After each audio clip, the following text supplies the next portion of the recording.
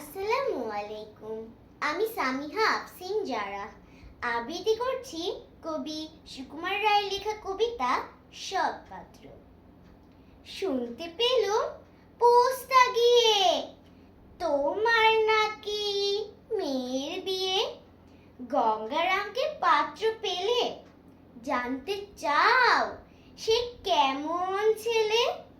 মন্দ নয়, সে পাত্র ভালো, রং যদিও বেজায় কালো।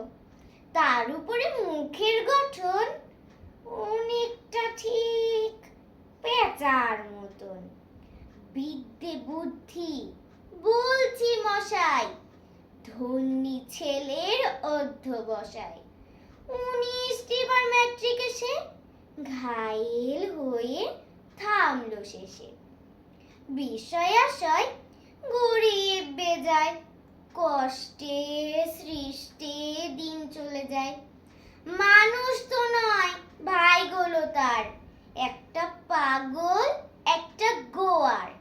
আরেকটি সে তৈরি ছেলে, জাল করে নোট গেছেন জেলে।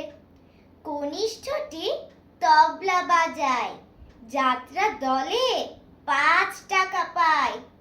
গঙ্গারাম তো কেবল ভোগে পিলের জ্বর আর পাণ্ডু রোগে। কিন্তু তারা উচ্চ ঘর, কংস রাজের বংশধর। শ্যামলাহিরি বনগ্রামের কি যেন হয় গঙ্গারামের। যা হোক, এবার পাত্র পেলে, এমন কি আর মন্দ ছেলে। ধন্যবাদ।